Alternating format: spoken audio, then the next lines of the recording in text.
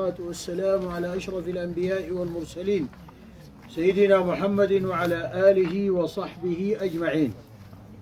أما بعد، فأولا عندنا تنبيهات تتعلق بالدرس السابق. في استشكال أورد سيدنا الشيخ في نهاية الدرس وكان الناس انفضوا، لا بد أن ننبه على الاستشكال ده ونبين نحن ليه كتبنا كده ما كتبنا كده. وفي خطأ يعني بيقولوا عليه سبق قلم في الصفحة الثانية آخر سطر، اللي هو نحن كتبنا المسنة ما أوفى السنة ودخلت في الثالثة. ده طبعا غلط. الصحيح المسنة ما أوفت 3 سنين ودخلت في الرابعة. ده يصححوها الناس بشنو؟ للقلم. دي المسألة الأولى. المسألة الثانية في زكاة الغنم. نحن ذكرنا 201 إلى 399 فيها 3 شياه. فيها 3 شنو؟ شياه. وذكرنا طوالي بعدها 400 فيها كم؟ 4 شياه. ذكرنا 400 فيها 4 شنو؟ شياه. فالشيخ استشكل الجزئية دي. إن الشيخ قال نحن ليه قلنا 201 إلى 399؟ ركزوا معانا في الجدول يا جماعة. ليه قلنا 201 إلى 399؟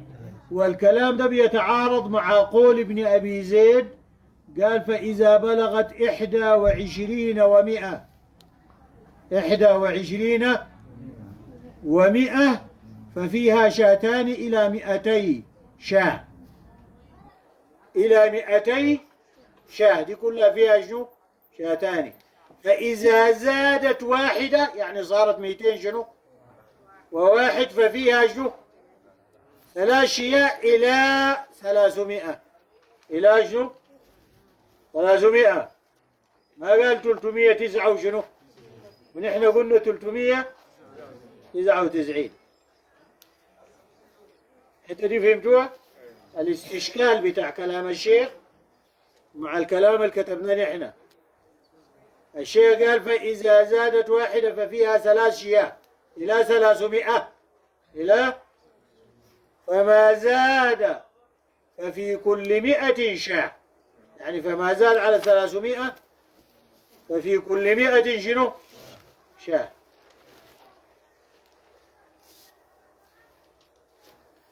الكلام ده ما بيتعارض مع الشيء المكتوب هنا. طيب الشيء اللي كتبناه ده جبناه من وين؟ الشيخ الدردير في أقرب المسالك قال وفي 200 وشاة 3. وفي 200 وشنو؟ وشاة 3. يعني 201 فيها شنو؟ وفي 400 4. وفي 400 شنو؟ 4. ثم لكل 100 شاة.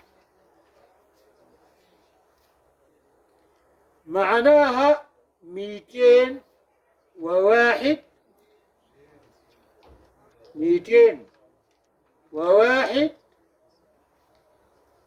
3 شياه.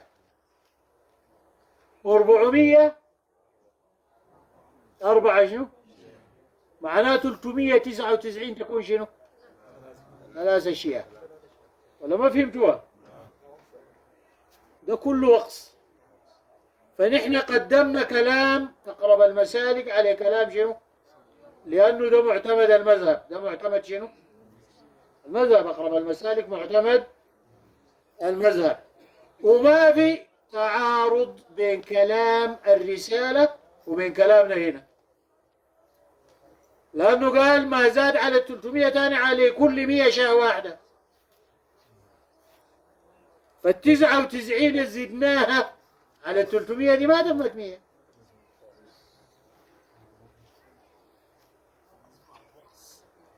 ولا ما فهمتوها دي يا جماعة؟ فأصلا القولين، قول الرسالة وقول أقرب المسالك، ما في تعارض، بس صاحب الرسالة وقف في 300 وجعل القانون العام بيبدأ من وين؟ من 300 ذاته، من 300. 300 دي بعد ده تاني القانون العام ماله على رأس كل 100 شاة، معناه 400 4 أشياء، 500 وهكذا.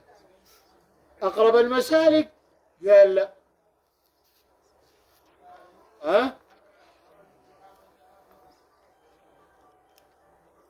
201 لحد 399 فيها شنو؟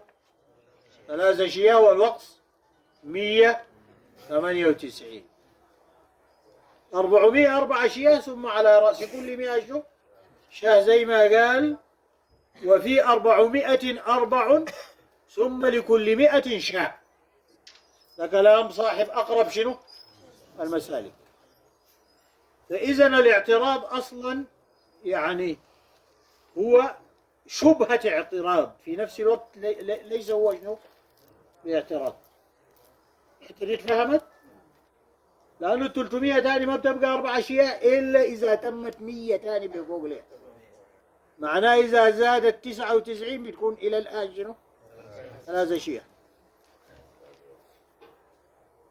اتفهمت دي يا جماعة؟ طيب، بذلك نكون أكملنا يعني الكلام اللي بيتعلق بشنو؟ بالنصاب وبالوقص وبالملاحظات. بعد هنا في تنبيهات. تنبيهات دي يا جماعة ركزوا معانا فيها جيد. تنبيهات دي مالها؟ ركزوا معانا فيها. التنبيه الأول: لا زكاة في الأوقاص، وهي ما بين شنو؟ الفريضتين. دي واضحة. لا زكاة في شنو؟ في الأوقاص. واضح الكلام ده؟ طيب، المسألة الثانية: لا تؤخذ خيار الماشية كالأكولة. لا تؤخذ خيار الماشية كالأكولة، ولا شرارها كالسخلة، وهي التي لم توف سنة، والعجفاء، وهي الضعيفة، وتحسب على المزكي. فإن كانت كلها عجافا أو خيارا لزم الوسط يختاره الساعي. طيب، الأكولة بتلاقيكم يعني في كتب الفقه يقول لك: لا تؤخذ خيار الماشية كالأكولة. الأكولة هي شو؟ هي الشاة المسمنة للأكل. الشاة السمنة صاحبها عشان يطبخها، هذه تعد من خيار شنو؟ الماشية. كذلك الفحل المعد للضراب، وكذلك الناقة أو الجمل المعد للحمل، وكذلك الثور المعد للسقي أو الحراسة، وهذا كله يعد من خيار شنو؟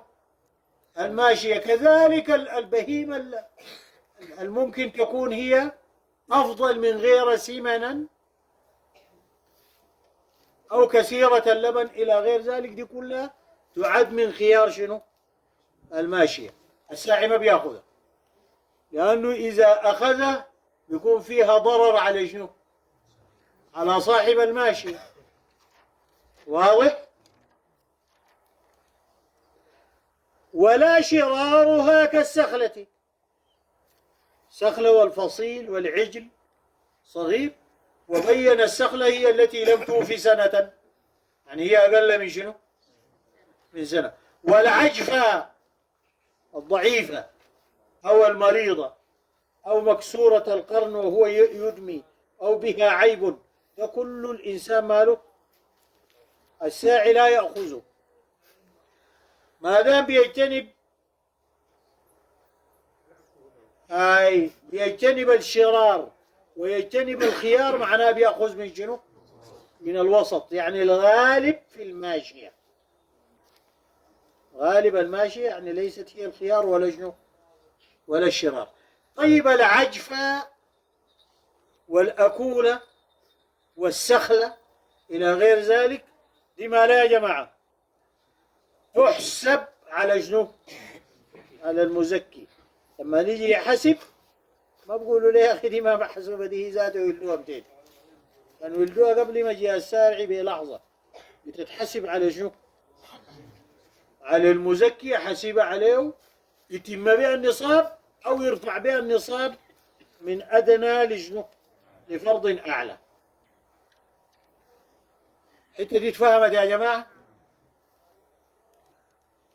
فإن كانت كلها عجافا أو خيارا لزم الوسط ياخذ شنو؟ والوسط ده يختاره شنو؟ الساعي. المسألة الثانية دي اتفهمت؟ المسألة الثالثة يخير الساعي إذا وجبت ذات واحدة في أن يأخذها مما شاء من أحد الصنفين إذا تساوى الصنفان، في إبل بخت وإبل عراب، فجمعوهم مع بعض كمل النصاب ووجبت عليه شنو؟ ذات واحدة، ناقة واحدة. واضح؟ وجبت ذات واحدة، يشيل من البخت ولا من العراب؟ تساوت عدد البخت وعدد شنو؟ الخيار الخيار لشنو؟ للساعي، يأخذ من أيهما شاء. الخيار ما لصاحب الماشية. اتفهمت يا جماعة؟ وإلا أخذ من الأغلب. إذا حصل تفاوت مثلا البخت أكثر من العراب أو العراب أكثر من البخت، أخذ من شنو؟ كذلك المعز والضان يأخذ من الأغلب، فإذا تساوت أخذ من أيه شاء، والخيار لشنو؟ للساعي. كذلك البقر والجواميس،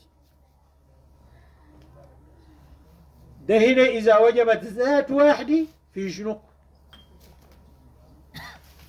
في نوعين. لكن لو وجبت 2 ما له يا جماعة، يأخذ من هذا ويأخذ من شنو؟ من هذا. بعد ذاك مسألة إنه لا يأخذ الخيار إلا إذا تبرع بها رب المال. صاحب المال قال لي دي أحسن بهيمة عندي أنا تبرعت بها، شيلة زكاة، فهنا جائز يأخذ ماله. الخيار إذا تبرع به شو؟ رب المال. خلاص يا جماعة؟ يخير الساعي إذا وجبت ذات واحدة في أن يأخذها مما شاء من أحد الصنفين إذا تساوى الصنفان، وإلا أخذها من الأكثر. واضحة يا جماعة؟ المسألة دي مسألة مهمة جدا، الناس انتبهوا لها.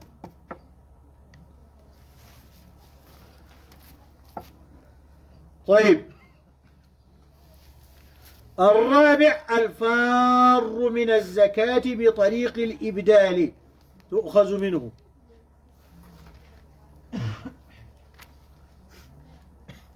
عنده كم فصيل بتاع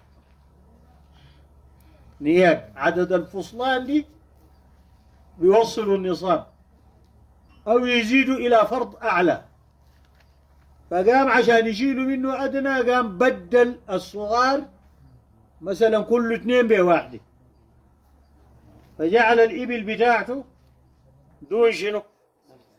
دون النصاب أو دون الفرض الأعلى، وفعل الفعل ده فرارا من شنو؟ من الزكاة. يقوموا يقدروها له قاعدة وتؤخذ منه. وتؤخذ شنو؟ منه. طبعا ده إذا اطلع عليه. إذا شنو؟ طلع عليه، وفي قرائن تثبت ذلك، لأنه السؤال اللي بيرد طيب أنت بتعرفوا بدل انفار من الزكاة كيف؟ يمكن بدل لحاجة. واضح؟ المسألة اتفهمت؟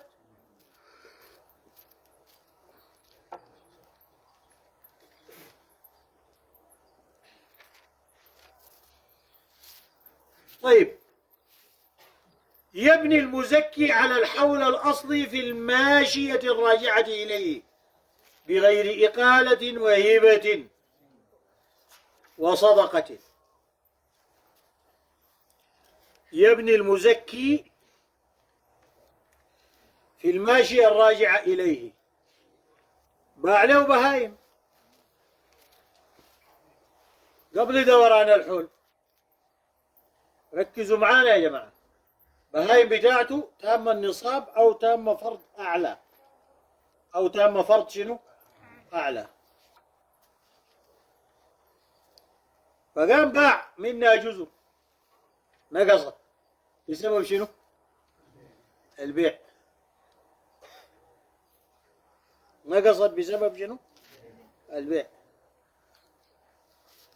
الناس اللي اشتروا البهايم دي وجدوا فيها عيب، قاموا رجعوها له وقالوا دايرين شنو؟ قروشهم. هجات راجعة دي.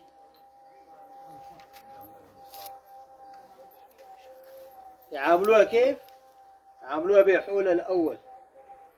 جديدة مسألة الماشية الراجعة. ماشية مالك؟ الراجعة. تصور المسألة كيف؟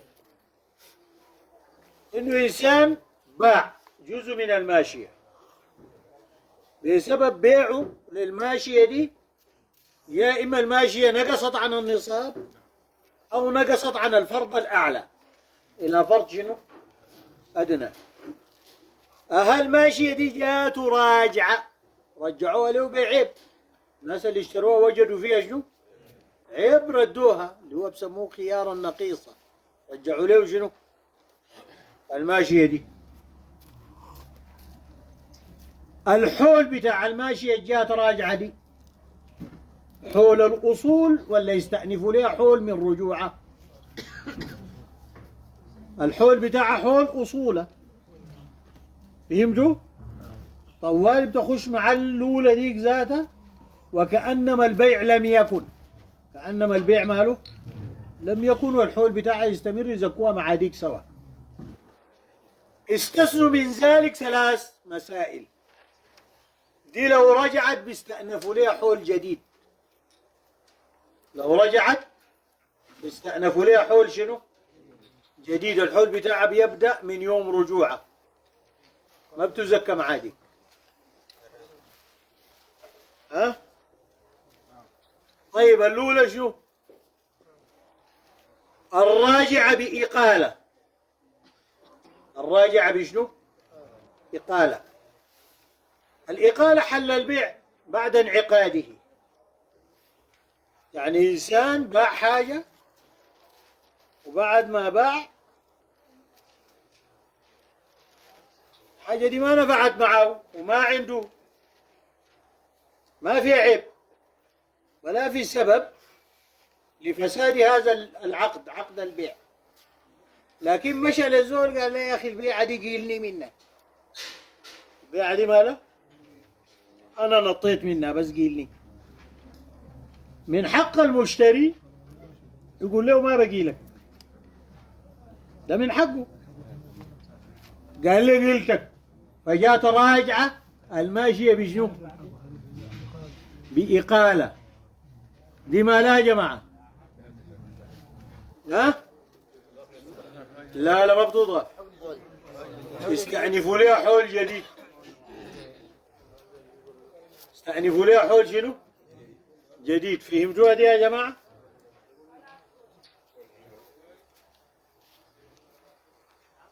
ليه يستأنفوا ليه حول جديد؟ لأنه الإقالة في الشريعة إنشاء بيع جديد. الإقالة في الشريعة هي عبارة عن إنشاء شنو؟ بيع جديد. ما زي الراجعة بشنو؟ بالعيب. الراجعة بالعيب ما بنعتبره بيع جديد. فالإقالة هي إنشاء بيع جديد. يعني زي أنت اشتريت أو ذاك اشترى البهيمة وجابها على نفس صاحبه بنفس السعر. لأنه لما يقول له قيلني أنت بتعمل شنو؟ قلت له قيلتك، بترجع له قروشه بتشيل سلعتك. ففي الشريعة عندهم الإقالة إنشاء بيع جديد. دي لابد تعرفوها من هنا لما تجوا للبيوع بعدين في باب كامل اسمه باب الإقالة. فهمتوا يا جماعة؟ لما الزول يكون داري يجيب له زول يقول له يا زول يا أخي خليه يقول له أصل الليلة بقي لك. الليلة شنو؟ ما بقي لك. فهمتوا؟ هي أصلا هي الإقالة. الإقالة اللي هي إنشاء بيع. فرجوع الماشية بالإقالة بيجعل إنه ما على حول أصولها، يستأنفوا لها حول شنو؟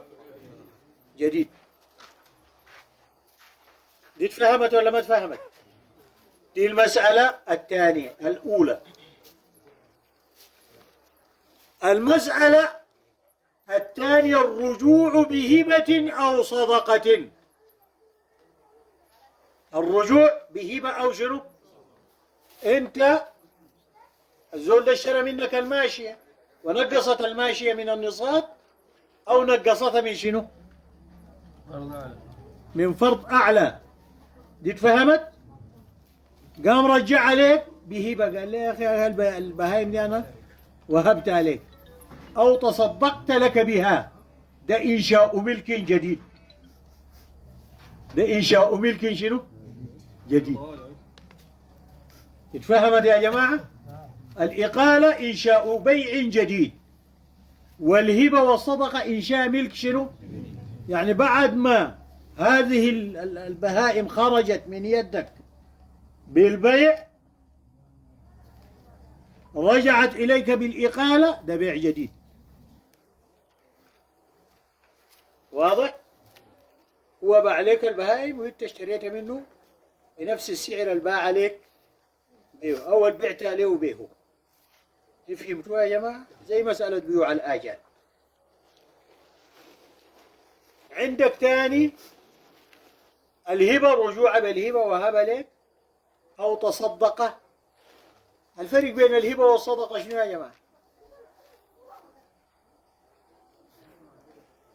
ها؟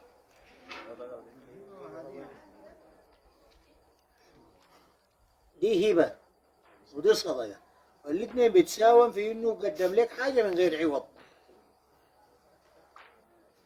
ملكك شيء بدون شنو؟ مقابل، بدون عوض. الفرق بيناتهم شنو؟ فرق بين الهبة والصدقة. ها؟ لا فرق بيناتهم في الحقيقة ذاتها، ما في الحكم. الهبة يطلب بها دوام العشرة والإلفة، والصدقة يطلب بها الثواب من الله سبحانه وتعالى. ده الفرق بيناتهم. الاثنين تمليك ذات من غير مقابل، لكن الصدقة يقصد بها الثواب من الله سبحانه وتعالى، والهبة يقصد بها دوام الإلفة والعشرة أو حصول الإلفة والعشرة. الفرق بيناتهم واضح؟ طيب، فده معنى كلامنا يا جماعة. يبني المزكي على الحول الأصلي في الماشية الراجعة إليه بغير إقالة وهبة وصدقة. بغير إقالة وهبة وصدقة. كلام الله واضح يا جماعة؟ طيب ننتقل لمسألة بعدية. كمال النصاب يوجب الزكاة ولو كمل بنتاج أو إبدال من نوعها. النصاب ده تم يوجب شنو؟ الزكاة ولو كمل بنتاج. نتاج يعني ولدت قبل مجيء الساعي بلحظة، هي ولدت كملت النصاب أو رفعت إلى فرض شنو؟ أعلى ماله. خلاص هنا بنعتبر إنه النصاب أو الفرض الأعلى قد تحقق ولو بنتاج اللي هو شنو؟ ولدت، بهايم دي ولدت، أو بإبدال من نوعها. عندك بهايم كبار بدلتهم ببهايم صغار والعدد أكبر، بهيمة بأكثر من شنو؟ من بهيمة. فهمتوا لي يا جماعة؟ العدد زاد، فهنا بنعتبر إذا كمل النصاب بسبب ذلك معتبر. إذا كمل به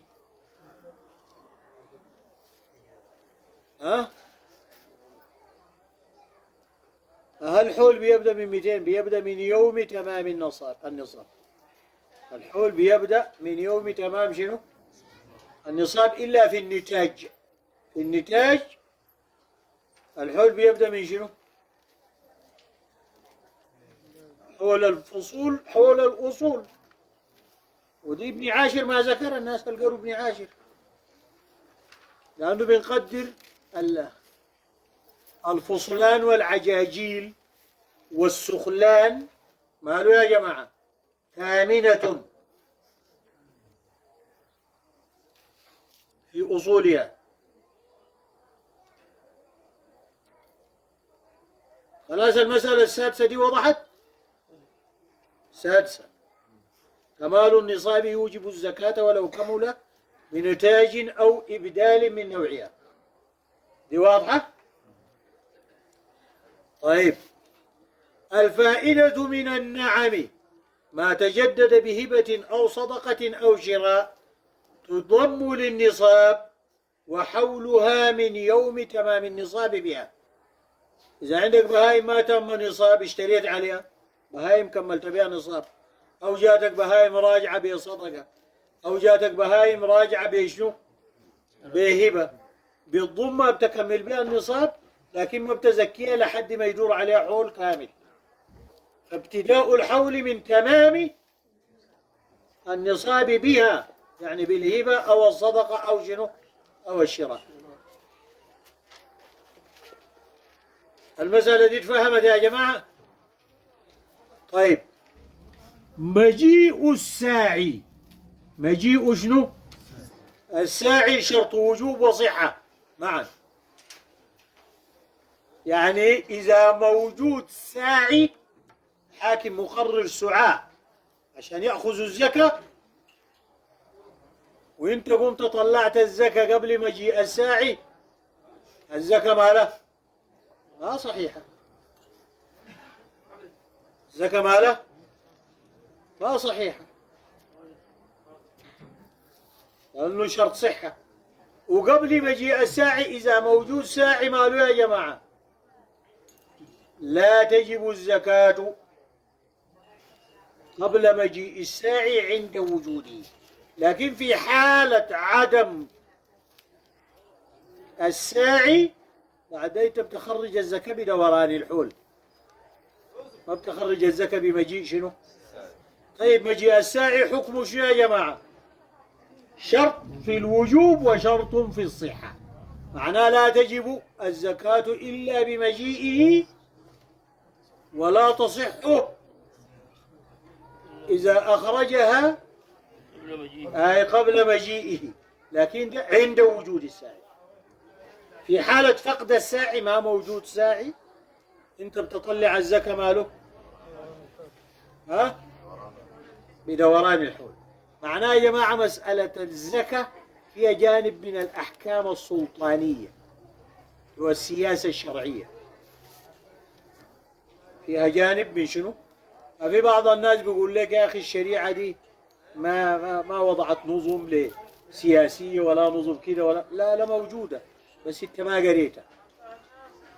هسه في بعض الساسة يقوموا يقولوا لك يا اخي الشريعة دي ما فيها كلام به منضبط، عشان لا في احكام سلطانية لكن انت ما قريتها وما بتعرفها، داير تنفذ من الاحكام الواردة في الشريعة لاحكام وضعية وضعوها ناس ساي ما معروفين هم كفار مسلمين، مقاصدهم فيها شنو؟ ما معروفة. فهنا مسألة أخذ الزكاة بالساعي فيها جانب بتاع أحكام شنو؟ سلطانية. المسألة دي اتفهمت يا جماعة؟ طيب مجيء الساعي شرط وجوب وصحة، لأنه المولى عز وجل قال خذ من أموالهم. خذ دي بتقتضي إنه الحاكم هو الذي يأخذ. الأمر للنبي صلى الله عليه وسلم باعتبار كونه حاكما لجميع المسلمين مأمور من باب الأحكام السلطانية أن يأخذ من شنو؟ أيوة، كلمة خذ دي معناها الحاكم له يد في انتزاع الصدقات من شنو؟ من الذين يمنعونه. مسألة مهمة جدا، وده جانب بتاع أحكام شنو؟ سلطانية. طيب مجيء الساعي شرط وجوب وصحة إلا إذا تخلف، عنده وقت معين بيجي فيه وما جاء، وانتظرناه ادينا يوم يومين ثلاثة ما جاء، قمنا طلعناه جاء تاني قال لي طلعوه، يقول لي انت ما جيت والزكاة ماله؟ هنا بتكون صحيحة. فإن إخراج الزكاة قبل مجيئه مجزئ. إخراج الزكاة قبل مجيئه في الحالة دي ماله؟ مجزئ إذا تخلف بعدم وجوده أو إذا تخلف بعدم مجيئه في الوقت المعين. اتفهمت المسألة دي يا جماعة؟ طيب إذا مات رب الماشية قبل مجيئه، هذه الماشية تامة نصاب، والساعي قبل ما يجي رب الماشي المالك للماشية ذاته معروف، انتقل المال ده للوارث، الوارث يستقبل به حولا جديدا، السنة دي ما فيه زكاة، لكن إن مات بعد مجيئه وجبت الزكاة. إن مات بعد مجيء الساعي ماله، لكن إن مات قبل مجيئه ماله؟ الوارث يستقبل بها حولا جديدا.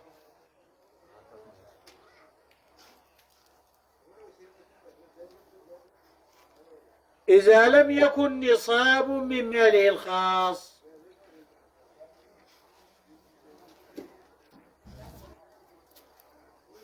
إذا كان الوارث عنده نصاب من ماله الخاص يزكي نصابه من ماله شنو؟ الخاص. واضحة دي يا جماعة؟ طيب لا تجب الزكاة فيما ذبح أو بيع قبل مجيئه. الزكاة ما بتجب فيما ذبح أو بيع قبل مجيء الساعي إذا لم يقصد به الفرار من شنو؟ من الزكاة. فإذا ذبح قاصدا الفرار من شنو؟ من الزكاة. واضح يا جماعة؟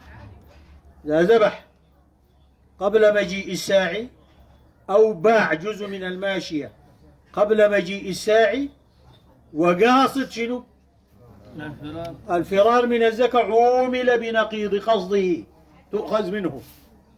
عومل بنقيض شنو؟ قصده وأخذت شنو؟ منه. واضح يا جماعة؟ ها؟ طيب ننتقل لمثلا معناه هنا قصد الفرار من الزكاة دي بتعلم بالقرائن. تعلم بشنو؟ كأن تكرر منه ذلك، أو سمعوا واحد من الناس قال يا أخي ديل كل مرة شايلين مننا كده، أنا بطبح أحسن أطبح وأكل، وأنا ده بيشيلوا ديل.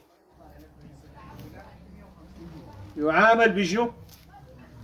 الذبح ده يدخلوا جوا النصاب، يكملوا به النصاب أو يكملوا به الفرض شنو؟ الأعلى. المسألة دي واضحة يا جماعة؟ طيب، ولا تجب الزكاة في الماشية إذا ماتت أو ضاعت قبل مجيئه بلا تفريط، اللي هو بيعبر عنها في الرسالة بسماوي. إذا ماتت بشنو؟ يعني بمصيبة وقعت في الماشية لا مدخلية له فيها ومن غير تفريط، يعني ما مات من الماشية أو ضاع من الماشية بلا تفريط، المادة نقص الماشية عن النصاب أو نقص عن الفرض شنو؟ الأعلى ماله؟ لا تجب الزكاة. لكن إذا ثبت إنه ماتت أو ضاعت بتفريط يحسبوها عليه طوالي، كملوا بها النصاب أو الفرض الأعلى ويزكى المال باعتبار إنها هي موجودة. الأحكام دي تفهمت يا جماعة؟ طيب، في مسألة بتتعلق بالكلام ده لكن دي ما في زكاة الماشية بس. طبعا يا جماعة القاعدة في الفقه لا يذكر في الباب إلا ما هو مختص به، فدي مسألة ما مختصة بزكاة الماشية بس، لماذا؟ عامة في الزكاة كلها. إذا في إنسان خرج الزكاة بتاعته برا من ماله، سواء كانت عين أو حرص أو شنو أو ماشية، عين أو حرص أو شنو، طلع الزكاة، بعد ما طلع الزكاة برا تلف أصلها. تلف شنو؟ أصلها. ولا ما فهمتوا هذه؟ ركزوا معانا في المسألة دي يا جماعة. إنسان هدي ليه ده المال بتاعه، سواء كان عين أو ماشية أو حرص، وطلع الزكاة برا داير يديها للمساكين، الأصل ذاته المزكى تلف، حرق، سرقوه، المهم تلف الأصل. يعمل شنو؟ ما دي مسألة بتشبه المسائل دي لكن ما خاصة. احنا ما القاعدة في الفقه انه لا يذكر في الباب او في الفصل الا ما كان مختصا به. هذه مسألة عامة في الزكاة كلها. يعمل شنو يا جماعة؟ أخرج الزكاة وتلف شنو؟ الأصل، أصلها وجب عليه الإخراج، يديها للمساكين بس ويقعد ساي. الشريعة قالت كده ده عشان تعرفوا إنه الدين ده ما منطق، وما تقولوا ما معقول وما ممكن. هذه حاجة يسمى في الدين ما ممكن. الدين ده أحكام تنفذ كما هي.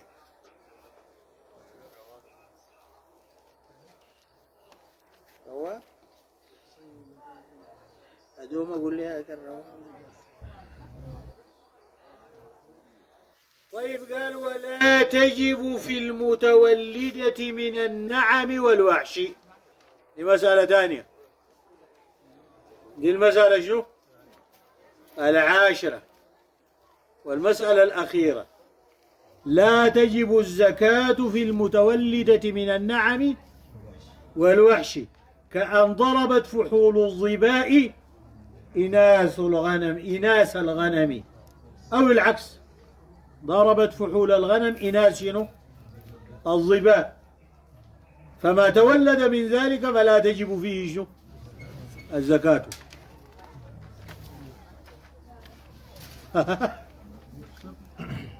ما واجب فيه، بيبرك حاجة في النص. لا تام ظبي لا تام غنمايا. هذه البغل يا جماعة، البغل ما بيلد، ما في بغل بيلد. ذكور الخيل بتضرب إناث شنو؟ الحمير بينتج البغل، والبغل ليس ذكر ولا أنثى. فهمتوها يا جماعة؟ ما دي مسألة معروفة، وبيحصل الكلام ده بيحصل. لا تجب الزكاة في المتولد من شنو؟ من الوحش والغنم، هو النعم مطلق، مش عشان تكون غنم مطلق. نعم، الناتج منه عندما واجب في الزكاة. ها؟ بعد ذاك السلالة دي إذا كل مرة دي بتلقوها في خليل ما بينكي المال. السلالة يا جماعة اللي بتجي دي في كلام كثير في المسألة دي، بيلاقيكم وين؟ في خليل. اللي احنا ما قلنا الكليات بنملككم ليها، كليات ماله بنملككم ليها.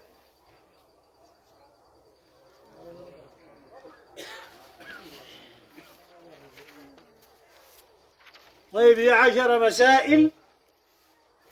بقت مسألة خلطاء الماشية. خلطاء الماشية ده عنده مجموعة بتاعت بهايم، وده عنده مجموعة بتاعت بهايم، خلطوهم مع بعض وبقى في مكان واحد ويسرحن سوا. هيشيلوا منين الزكاة؟ كيف؟ ويقولوا لزول لأي واحد افرز بهايمك عشان تزكي، ولا كل اللي يدقشون دقشة واحدة يعتبروه كمال واحد وتؤخذ منه الزكاة كأنه مالك إنسان واحد. دي المسألة الجايانة دي، تاني نكرر عشان تفهموا المسألة. في واحد عنده بهايم والتاني عنده شنو؟ خلطوا البهايم دي مع بعض بقى يسرحن سواوي على زريبة واحدة ووضع واحد. الساعي ده لما نجي داير يشيل يقوم يقول لهم اي زول يمرق لنا بهايم عشان يزكي، ولا يدقش الزريبة دي كلها ويطلع زكاته منها؟ فهمتوا المسألة دي يا جماعة؟ يدقش الزريبة دي بشروط يطلع زكاته شنو؟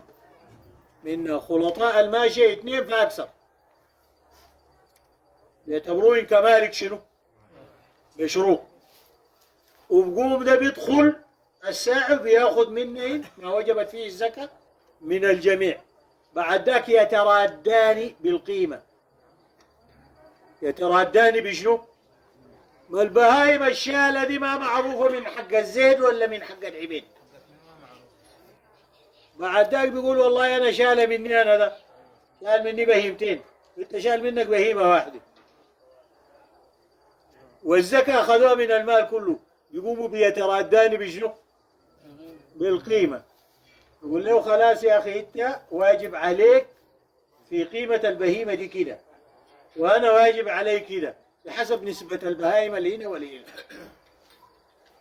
يقوم يرجع له باقي القيمة. دي مسألة يترادان.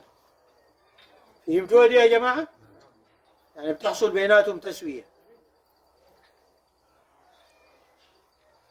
طيب، نرجع للشيء المكتوب. خلطاء الماشية من مالكين فأكثر، يعني مالكين للبهائم 2 أو أكثر، حكمهما في الزكاة كمالك واحد. في الزكاة شنو؟ كمالك واحد بشروط 4. بشروط شنو؟ إن اتحد النوع، ده الشرط الأول، يعني غنم غنم، إبل إبل، بقر بقر. أما مسألة جواميس بقر، ضان، معز، بخت الذي يضم لبعض ده ما محسوب، يعني يكون كلين إبل مع بعض أو بقر مع بعض أو غنم مع شنو؟ مع بعض. إن اتحد شنو؟ النوع. الشرط الأول اللي تفهم. طيب، ونوية الخلطة. نوية شنو؟ الخلطة. نوية الخلطة بأن قصد بها الارتفاق لا الفرار من الزكاة. جمعوهم مع بعض عشان أي واحد يعاون الثاني على البهايم، وبيكون في الرعي أسهل، في المجيل بتاع أسهل، في الراعي نفسه بتكون أسهل. فقصد بذلك الارتفاق. الارتفاق مقصود به معاونة كل منهما لجنه للآخر، لا الفرار من الزكاة. وأحيانا لو الخلطة دي توجب شنو؟ إنه المأخوذ يكون أقل من إنه لو يتفرقوا. أو أي واحد أخذ بهايم وبلاو، ربما يكون المأخوذ أكثر. فهنا المقصود من الخلطة ما الفرار من الزكاة، وإنما المقصود شنو؟ الارتفاق. فهمتوا هذه؟ دي معنى النوية شنو؟ الخلطة. وكل تجب عليه الزكاة. صاحب البهائم الأولى بتجب عليه الزكاة، مالك نصاب. وصاحب البهائم الثانية مالك نصاب. نصاب فأكثر، نصاب فشنو؟ فإذا في واحد مخالط للثاني لكن لم يملك نصابا، الزكاة بتجب على مالك شنو؟ النصاب فقط، وذاك البيجاي ما بشيله منه لحد ما يملك شنو؟ نصابا. فهمتوا هذه يا جماعة؟ كل منهما أو منهم ملك شنو؟ نصابا. ده الشرط شنو؟ الثالث. الشرط الرابع ده لا بد ننتبه له. حصل الاجتماع بملك أو منفعة في الأكثر من 5 أمور: المراح والماء والمبيت والراعي والفحل. ديل كم؟ 5: المراح والماء والمبيت والراعي والفحل. طيب، أقل الأكثر كم؟ 3. إذا مثلا اتفقوا في المراح والماء والمبيت لكن الراعي مختلف والفحل مختلف، ماله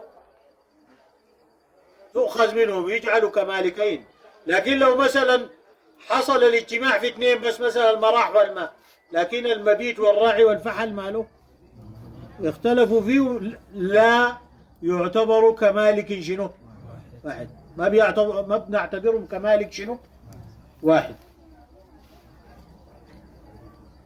اتفهمت المسألة دي ولا ما اتفهمت؟ طيب، قال حصل الاجتماع بملك. حصل الاجتماع بشنو؟ بملك أو منفعة. الأشياء ال5 دي يا إما يملكوها ملك عديل، يا إما مستأجرينها. الإجارة، هسه أنت لو أجرت عربية من هنا توديك للخرطوم، أنت ملكت ذات العربية ولا ملكت منفعة العربية؟ الإجارة أنت بتدفع مال مقابل شنو؟ مقابل المنفعة، ما مقابل شنو؟ ملك الذات. ده الفرق بين الإجارة والبيع. البيع بتدفع مال عشان تمتلك ذات، صح؟ الإجارة بتدفع مال عشان تمتلك منفعة ذات. منفعة شنو؟ ذات. النكاح بتدفع مال مقابل حل التمتع، ودي كلها بسموها عقود المعاوضة. بسموها عقود شنو؟ بتدفع عوض عشان تقبل معوض، تاخذ شنو؟ مقابل له. في عقود ثانية بسموها بعقود التبرع، زي الهبة والصدقة والعمرة. ما العمرة؟ في حاجة اسمها العمرة، واحد عنده بيت، قال لي واحد قال لي البيت ده اسكن فيه لحد ما تموت. دي بسموها شنو؟ العمرة من غير مقابل. ودي بسموها عقود تبرع. معناه نحن عندنا العقد في الشريعة إما أن يكون عقد معاوضة وإما أن يكون عقد شنو؟ تبرع. ما بيع شنو يا أخي؟ عقد معاوضة أو عقد شنو؟ تبرع. بعد ذاك البيع والنكاح وهبة الثواب ولا الإجارة والجعالة وغيرها، دي كلها بيقولوا عليها عقود شنو؟ معاوضة. نرجع عشان قال حصل الاجتماع بملك، يعني ملكت المراح مالك ملك، الماء مالك ملك، المبيت مالك ملك، الراعي مالك ملك، الفحل شنو؟ مالك ملك. منفعة المراح مستأجره، الماء مستأجره، المبيت مستأجره، الراعي مستأجره، الفحل شنو؟ مستأجره. فهمتوا يا جماعة؟ الكلام ده مهم جدا. قال حصل الاجتماع بملك أو منفعة في الأكثر من 5 أمور. المراح، ما هو المراح؟ هو المكان الذي تقيل فيه الماشية أو الذي تجمع فيه أو تجتمع فيه آخر النهار ثم تساق إلى المبيت. مراح ده ما مكان المبيت. باين دي ما عندهم محل بيقعدن فيه بيقيلن فيه، ثم بعد ذاك يودون الزريبة، ده اسمه مراح. أو محل بيجمعون، إذا كانوا مفرقات يجمعون فيه حد ما يجتمعن حتى شنو؟ ده أو ده اسمه مراح، ما مراح، اسمه شو؟ مراح. قد فهمت يا جماعة؟ طيب الماء بأن تشرب من ماء واحد، كان بير، كان حفير، كان حيضان، كان الماء اللي بيشرب منه شنو؟ واحد. طبعا لما ألفوا الكتب دي ترى دي ما كانت نادرة، هاي نادرة. المبيت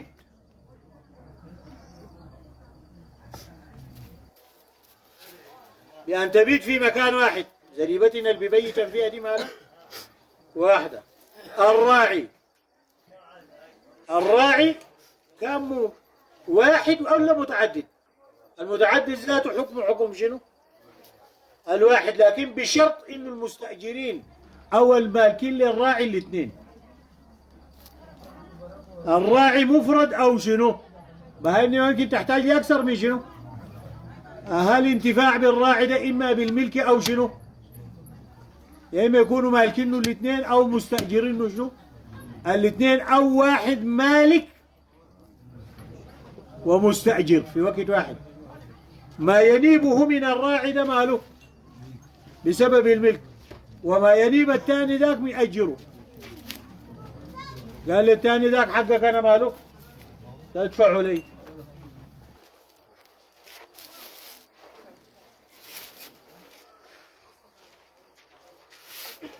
ما شاء الله.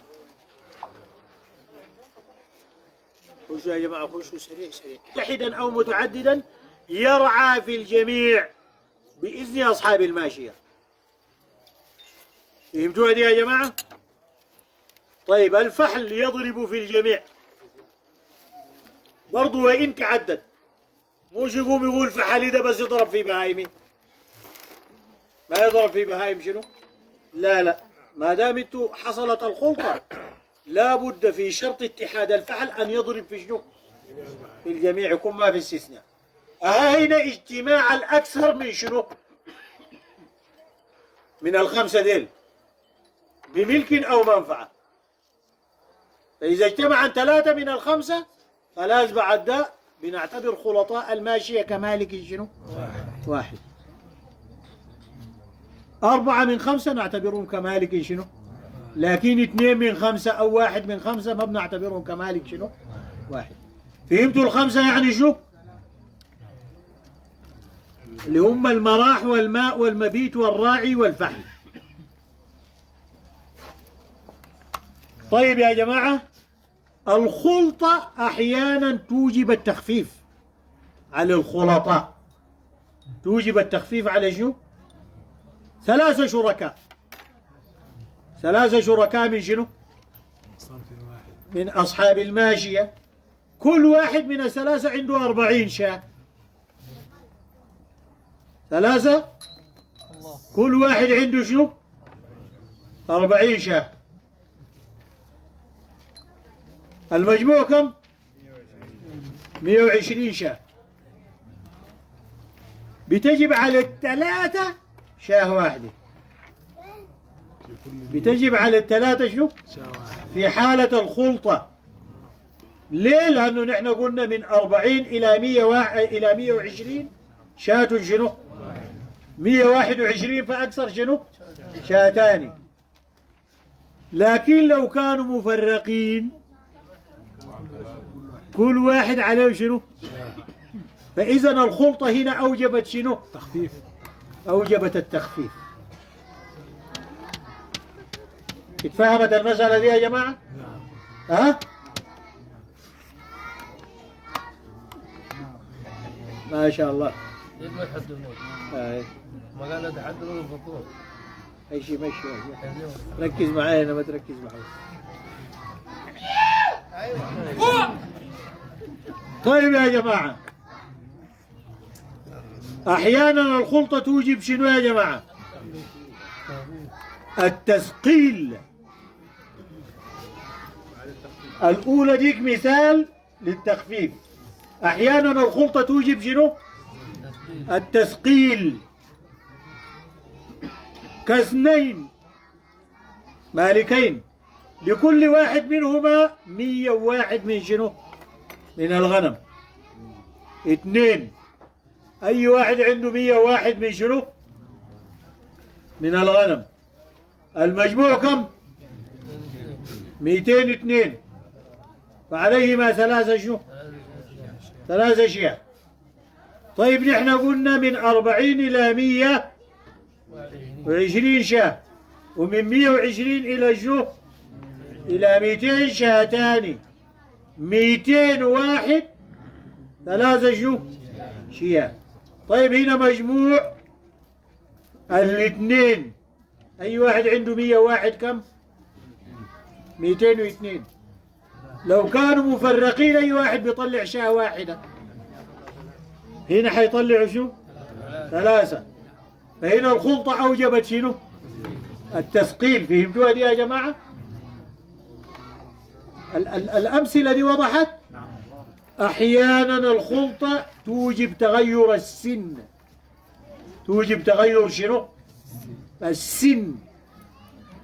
اثنين لكل واحد منهما 36 من الإبل. أي واحد عنده 36 من شنو؟ من الإبل. ونحن قلنا من 36 إلى 45 بنت لبون، ومن 46 إلى 60 حقة، ومن 61 إلى 75 شنو؟ جزعة. ولا ما قلنا كده؟ طيب هنا المجموع كم؟ 72. أي واحد عنده 36 المجموع شنو؟ بدل ما كل واحد منهم يطلع بنت لبون،